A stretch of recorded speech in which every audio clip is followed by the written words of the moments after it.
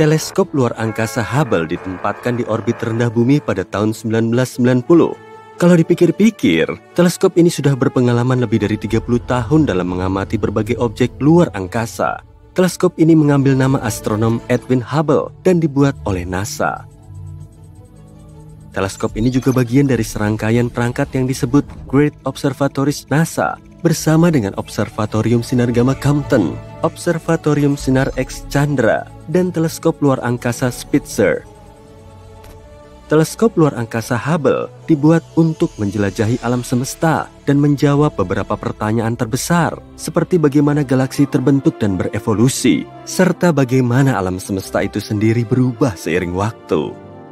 Teleskop ini telah membuat banyak penemuan penting, termasuk memberi bukti keberadaan materi gelap dan membantu menghitung laju pemuaian alam semesta.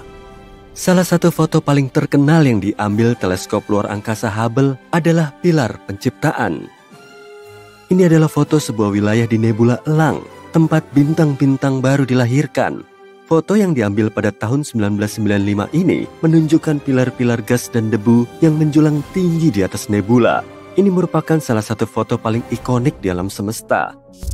Teleskop Hubble terus beroperasi dan menghasilkan penemuan-penemuan ilmiah penting, meskipun sempat mengalami masalah teknis. Pada tahun 1993, ditemukan masalah pada cermin utama teleskop yang memengaruhi kemampuan teleskop untuk memfokuskan cahaya dengan baik. Sebuah misi perbaikan dikirim menuju teleskop tersebut di tahun 1994 untuk memperbaiki masalahnya. Dan sejak saat itu, teleskop terus berfungsi dengan baik. Salah satu penemuan paling menarik yang dibuat oleh teleskop luar biasa ini sebenarnya cukup baru. Sebuah laporan berdasarkan data dari teleskop luar angkasa Hubble menunjukkan adanya cahaya redup di antariksa di sekitar tata surya yang tidak bisa dijelaskan oleh apapun yang kita ketahui. Karena sumbernya belum diketahui, para astronom menyebut cahaya misterius ini sebagai cahaya hantu. Yang jelas, cahaya ini bukan berasal dari bintang-bintang atau galaksi-galaksi di dekat tata surya. Cahaya ini juga tidak berasal dari debu di dalam tata surya. Para peneliti tidak yakin apa sumber cahaya itu, tapi mereka menduga itu mungkin partikel-partikel kecil debu dan es yang ditinggalkan komet. Tapi itu hanya teori yang belum terbukti kebenarannya. Saat mempelajari alam semesta, kita sering menemukan benda-benda terang seperti planet, bintang, dan galaksi. Tapi sesekali, kita juga menemukan cahaya yang datang dari tempat yang tidak terduga. Seperti dari sela-sela planet, cahaya ini mungkin berasal dari jauh di dalam tata surya dan bisa saja merupakan fenomena baru yang belum pernah dipelajari. Dengan kata lain, mungkin ada sesuatu di pusat galaksi kita yang menghasilkan banyak cahaya. Wahana antariksa Voyager 1 juga memotret foto-foto yang memperlihatkan banyak cahaya yang berasal dari tepian tata surya. Kenapa kita baru menyadari hal ini sekarang? Ya, karena sebagian besar cahaya dalam foto yang diambil oleh teleskop Hubble berasal dari objek-objek di dekat bumi. Tapi, manusia terbiasa mengabaikan cahaya ini karena lebih tertarik pada objek-objek seperti bintang dan galaksi yang lebih jauh. Kita belum pernah mengamati lebih dekat banyaknya cahaya di alam semesta dan dari mana asalnya. Para ilmuwan menggunakan Hubble untuk mencari galaksi-galaksi redup yang mungkin terlewatkan sebelumnya dan mungkin menjadi sumber cahaya redup tersebut. Mereka menemukan bahwa jumlah galaksi semacam itu tidak cukup untuk menjelaskan cahaya ekstra di langit. Cahaya itu tidak terlalu terang, hanya seperti cahaya dari 10 kunang-kunang. Tapi, hal itu tidak menjadikannya tidak penting. Itu menunjukkan kalau kita mungkin melewatkan sesuatu. Mari kita lihat beberapa penemuan penting lainnya yang berhasil didapat dengan bantuan Hubble. Contohnya materi gelap, yang tidak bisa dilihat tapi kita tahu keberadaannya karena pengaruhnya terhadap gravitasi. Materi gelap mengisi sekitar 23% dari alam semesta. Dengan melihat pengaruhnya terhadap cahaya, teleskop Hubble membantu membuat peta 3D tentang keberadaan materi gelap. Peta-peta ini menunjukkan materi gelap tampak semakin menggumpal seiring waktu, yang berarti perilakunya sangat mirip dengan gravitasi. Teleskop Hubble juga menemukan 2 bulan baru di sekitar Pluto, yaitu Nix dan Hydra, serta mempelajari perubahan permukaan planet Katai tersebut. Selain itu, teleskop ini juga menemukan massa planet Eris yang lebih besar dari Pluto. Hal ini membantu para ilmuwan menyadari kemungkinan adanya objek serupa di sabuk Kuiper, sebuah wilayah di luar tata surya. Hal ini menyebabkan Pluto diklasifikasikan ulang sebagai planet Katai. Pengamatan lebih lanjut terhadap objek-objek jauh ini bisa membantu kita memahami evolusi tata surya. Semburan sinar gamma merupakan ledakan paling dahsyat di alam semesta. Dan untuk waktu yang lama, tidak ada yang tahu dari mana asalnya. Hubble membantu kita mengetahui bahwa semburan ini terjadi di galaksi, menghasilkan banyak bintang, dan hanya memiliki sedikit elemen berat. Hal ini menyeratkan bahwa semburan sinar gamma terjadi ketika bintang-bintang besar runtuh menjadi lubang hitam. Galaksi-galaksi ini memiliki banyak bintang besar yang runtuh dengan cepat, dan bintang-bintang di sana tidak memiliki banyak materi berat, sehingga bisa berubah menjadi lubang hitam.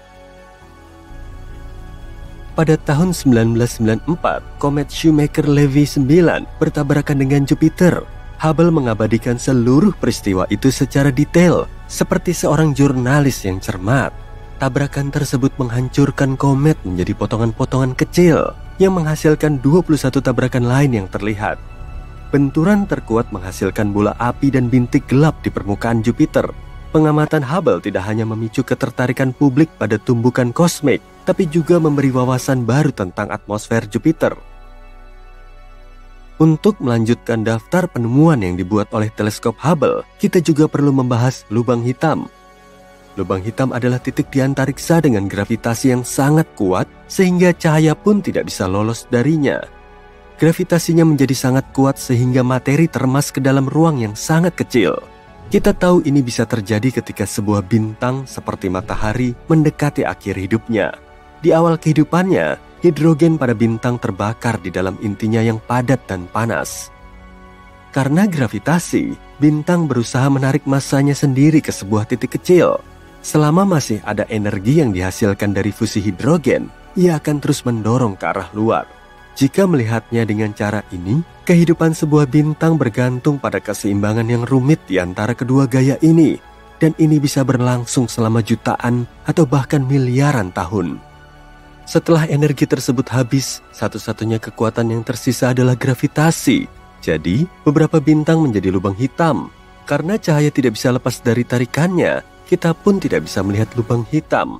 Bagi mata manusia, lubang hitam tidak terlihat. Kita butuh alat dan teleskop khusus untuk mendeteksi keberadaan lubang hitam di alam semesta. Hubble mendeteksi bahwa sebagian besar galaksi yang memiliki tonjolan bintang di pusatnya kemungkinan besar memiliki lubang hitam supermasif.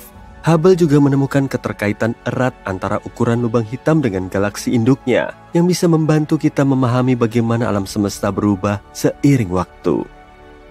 Mungkin kamu ingin bertanya, lalu apa itu lubang hitam supermasif? Tanyakan saja. Lubang hitam supermasif adalah lubang hitam sangat besar yang biasanya ditemukan di pusat galaksi. Ukurannya jutaan bahkan miliaran kali lebih besar dari matahari. Lubang hitam ini Matahari adalah bintang berukuran rata-rata, tapi bintang ini masih bisa menampung 1.300.000 bumi. Bobot matahari juga 333.000 kali berat planet kita. NASA telah menerjemahkan berbagai gelombang radio yang terbentuk oleh atmosfer berbagai planet menjadi bunyi yang bisa didengar. Begitulah para astronom mengetahui bahwa bunyi Neptunus mirip ombak lautan. Jupiter kayak berada di bawah air, dan suara Saturnus mirip musik latar film horor.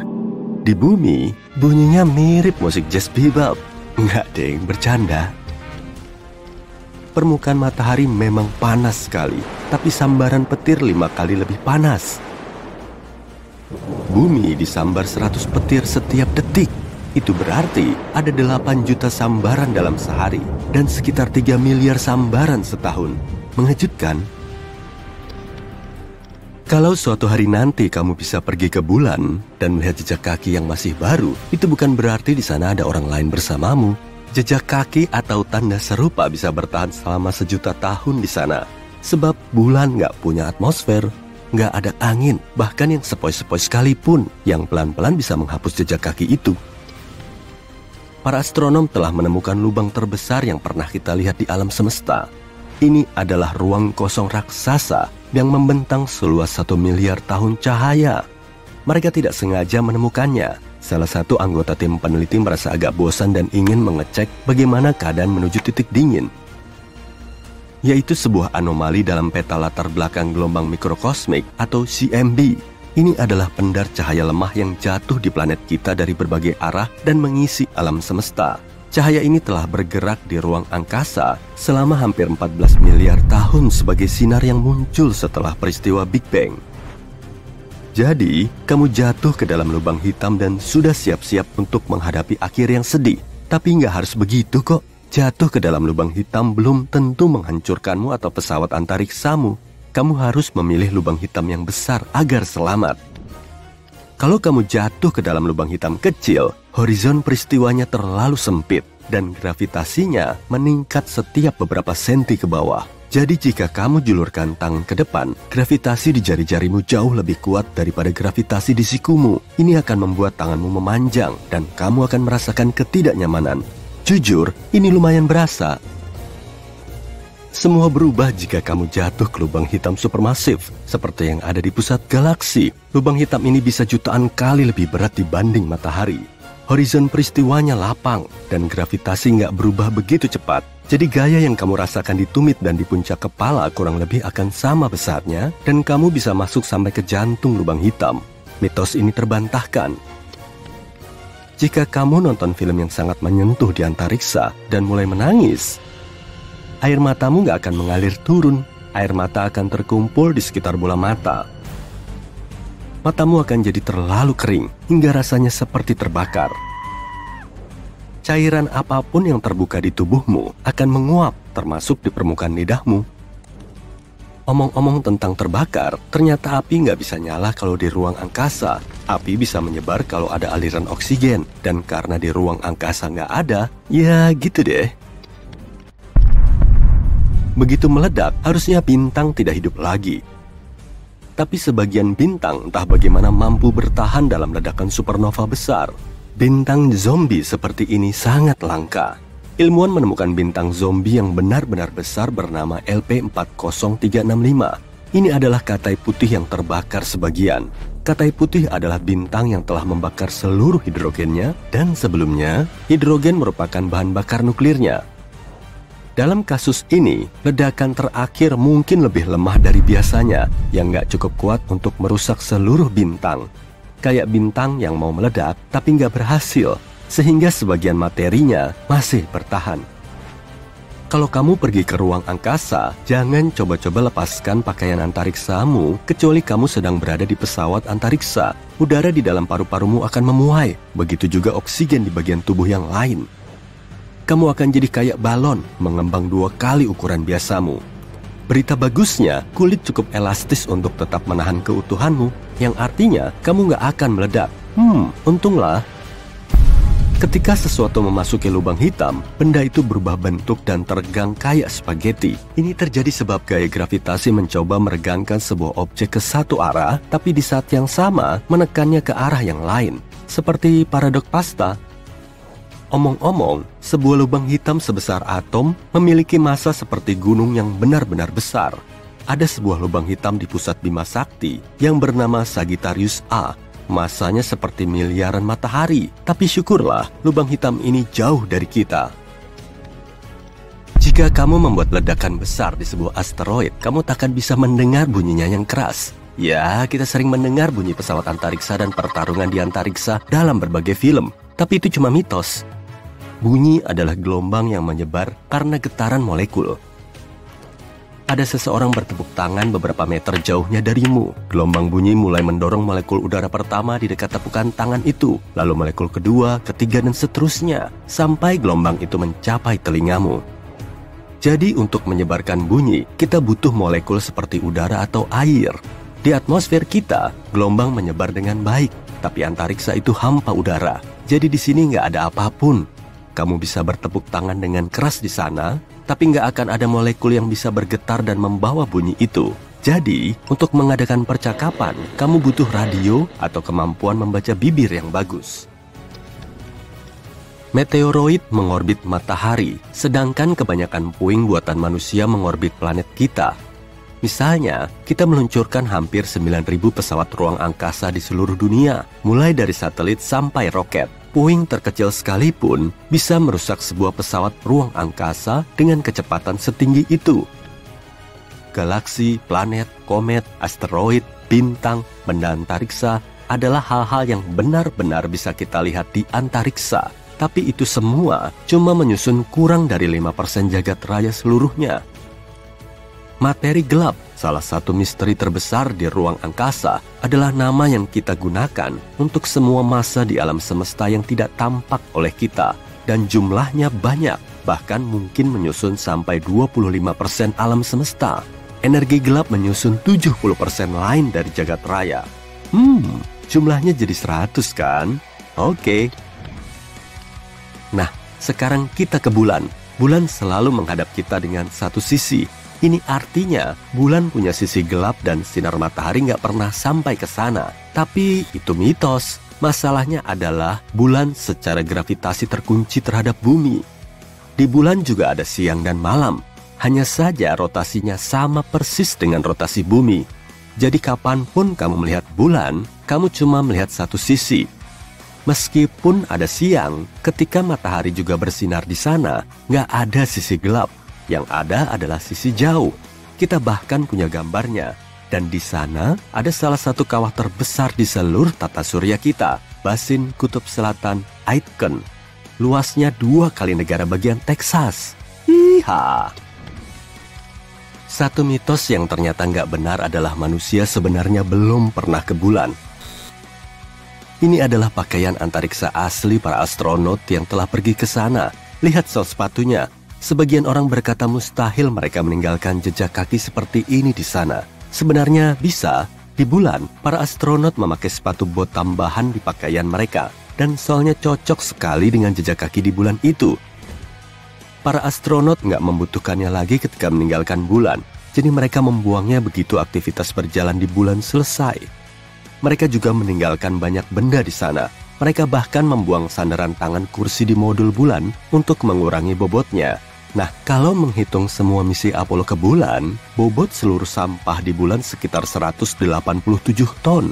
Termasuk sejumlah wahana penjelajah bulan, puing-puing pesawat ruang angkasa, 6 modul bulan, dan semua eksperimen yang ditinggalkan. Itu setara dengan 3 pesawat Boeing 737. Mitos lain tentang matahari adalah bahwa warnanya kuning. Yuk kita ke ruang angkasa untuk memeriksanya. Kamu melihat keluar jendela pesawat dan matahari berwarna putih. Matahari cuma kelihatan kuning bagi kita karena ada filter atmosfer. Komposisi udara dan ketebalannya mendistorsi sinar matahari. Tapi bintang memang punya berbagai warna. Bintang yang dingin berwarna oranye dan merah terang. Ini biasanya bintang yang sangat tua. Apa kamu tahu kalau ada suatu objek astronomi di mana ruang dan waktu bisa benar-benar bertukar tempat? Gimana cara kerjanya ya? Dan apa persisnya arti bertukar tempat dan waktu? Yuk kita cari tahu. Bayangin kamu di dalam pesawat ruang angkasa. Kendaraan itu cuma bisa bergerak lurus, jalurmu menuju titik tertentu yang gak bisa kamu hindari dan kamu gak tahu apa yang ada di depan. Kamu cuma bisa berharap ini gak akan terlalu buruk, sementara itu semua yang di sekitarmu benar-benar kacau. Kolase kacau dari banyak peristiwa sejarah. Apa yang kamu lihat? Manusia purba dan dinosaurus, lahirnya alam semesta, masa depan, siapa tahu akan seperti itulah alam semesta jika kita bertukar waktu dan ruang. Dan secara teori, itu yang akan kamu lihat jika kamu jatuh ke dalam lubang hitam dan berhasil selamat. Tapi gimana hal seperti ini mungkin terjadi? Pertama, yuk kita bahas dulu waktu dan ruang. Bayangin kamu menggambar bohlam di kertas, lalu ambil kertas lain dan gambar gimana bohlam itu dinyalakan. Saat ini baru satu lingkaran sinar kecil, satu lembar lagi, lingkaran sinar membesar. Lingkaran itu makin besar sampai akhirnya menjadi sangat besar. Di dunia nyata, bohlam menyala dalam sekejap mata karena cahaya bergerak paling cepat di alam semesta. Tapi di sini, di gambar kita menangkap gambar merambatnya cahaya bingkai demi bingkai. Kita lihat bagaimana seiring waktu cahaya membesar dari sebuah titik kecil sampai lingkaran besar. Tapi jika kita hubungkan titik-titik ini, apa kamu jadi teringat bentuk tertentu? Misalnya, kerucut, Iya, tepat. Ini disebut kerucut cahaya. Dan waktu adalah poros pusat dari kerucut ini. Kenapa? Karena cahaya berubah dari titik kecil menjadi lingkaran besar seiring waktu. Untuk mengingat ini, yuk kita gambar vektor waktu, sebuah anak panah di dalam kerucut itu. Anak panah ini mengarah dari masa lalu ke masa depan. Sementara itu, lingkaran adalah ruang. Dalam ruang, kita bisa bergerak sesuka hati kita ke arah manapun. Kita bisa bergerak naik turun, zigzag, dan seterusnya. Tapi apapun gambar zigzag yang dibuat di sepanjang lini masa, kita selalu bergerak ke depan. Kita nggak bisa mengembalikan waktu dan kita nggak bisa menghentikannya. Ini membantu kita mendefinisikan waktu dan ruang. Waktu adalah arah di mana kerucut cahaya berorientasi. Ini adalah arah yang dituju semua jalan kita dan di mana masa depan kita pasti berada. Dan ruang angkasa adalah beragam arah yang tegak lurus ke lini masa. Ini adalah grafik yang mudah dipahami. Ini bisa diterapkan di seluruh alam semesta, lalu waktu akan mengalir dengan sama di mana-mana. Tapi, kalau kamu sudah nonton setidaknya beberapa film sci-fi populer, kamu akan tahu bukan begini kejadiannya. Di dunia nyata, waktu bisa kacau. Misalnya jika kamu bersantai di dekat lubang hitam, yang bagimu 2 jam bisa menjadi 20 tahun bagi temanmu di bumi. Tapi kenapa ya? Oke, tarik napas yang dalam. Nah, gravitasi berperan di sini. Oh, aku tahu gravitasi yang bantu aku berdiri di atas tanah kan, pikirmu. Tapi masalahnya jauh lebih rumit daripada itu. Gravitasi adalah salah satu kekuatan fisik mendasar di dunia kita dan kekuatannya luar biasa besar. Faktanya gravitasi begitu kuat hingga bisa mendistorsi ruang dan waktu. Gravitasi bisa benar-benar memengaruhi kecepatan waktu seperti penyihir yang maha kuat. Yuk ambil sesuatu yang lebih besar dari bohlam lampu, misalnya supernova. Di suatu tempat di alam semesta, sebuah bintang baru saja meledak. Gimana kita bisa tahu itu? Gak ada sesuatu pun di alam semesta ini, entah itu bunyi, gelombang radio, atau apapun yang bergerak lebih cepat daripada cahaya. Jadi kita tahu terjadinya supernova hanya jika melihatnya. Dan ini cuma bisa terjadi jika kerucut cahayanya cukup membesar dan mencapai planet kita. Jadi kerucut cahaya itu membesar dan makin besar, dan sejauh ini semuanya baik-baik aja. Akhirnya kerucut itu mencapai planet kita. Tapi ada kekurangannya nih. Kamu tahu kan, planet kita masif, sangat masif. Dan gravitasinya juga kuat sekali. Terus apa yang terjadi?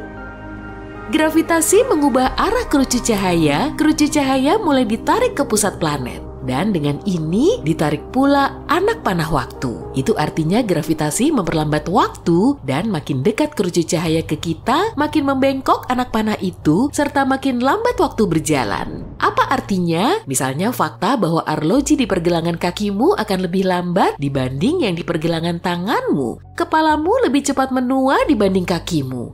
Astronot di orbit bumi menua sedikit lebih lambat dibanding orang-orang di bumi. Hal-hal ini yang oleh para ilmuwan disebut teori relativitas umum. Tapi apa hubungannya ini dengan topik kita? Bagaimana kita bisa tahu apa yang akan terjadi jika kita bertukar ruang dan waktu?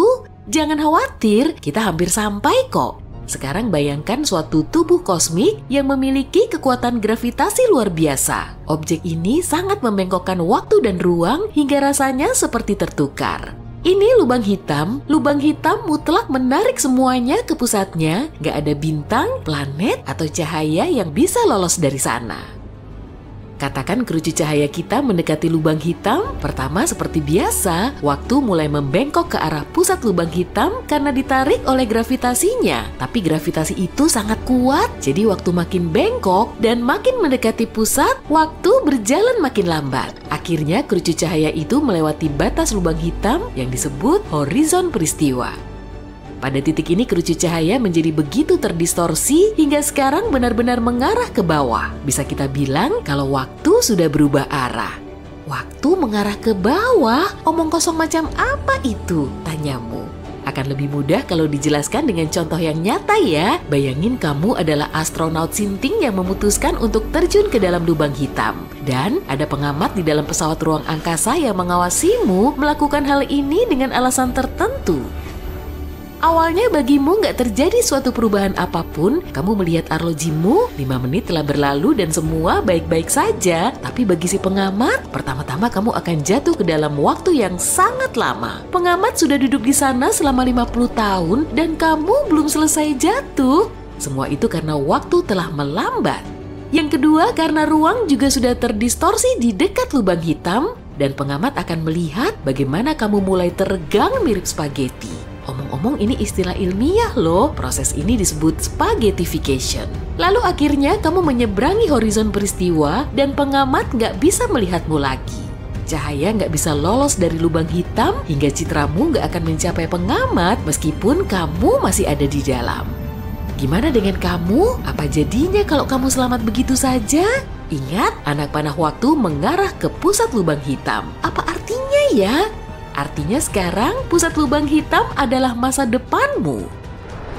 Pusat lubang hitam bukan tempat, tapi takdir yang gak bisa kamu ubah dan dari manapun asalmu, juga bagian lain alam semesta ini gak akan ada lagi bagimu. Karena sekarang itu bukan tempat, tapi kejadian dari masa lalu. Karena kamu gak bisa mengembalikan waktu, kamu gak akan pernah bisa kembali ke masa lalu. Tapi apa yang ada di sekelilingmu? Kekacauan total. Berkas-berkas cahaya sekarang bergerak ke segala arah, maju, mundur, dan seterusnya. Berkas-berkas itu menggambarkan peristiwa masa lalu, masa depan, masa sekarang, dan semua ini bergerak di sekitarmu. Kenyataannya ruang dan waktu nggak bertukar tempat, tapi rasanya seperti itu. Karena di dalam ruang, sekarang kamu cuma bisa bergerak maju seolah-olah di sepanjang garis lurus. Dan waktu yang direfleksikan berkas-berkas cahaya mengepungmu di mana-mana dan bergerak ke semua arah yang mungkin. Dan di sini kita kembali ke awal. Contoh mengerikan ini membantu kita membayangkan akan seperti apa rasanya jika waktu dan ruang menjadi terbalik. Pastinya ini cuma teori dan dugaan, ide bahwa kita akan bergerak ke satu arah tertentu, arah yang belum kita pilih, dan adanya kekacauan waktu di sekeliling, kedengarannya cukup menakutkan ya. Tapi ini akan menjadi pengalaman yang menarik sekali. Kayaknya berbahaya, kamu duluan aja deh.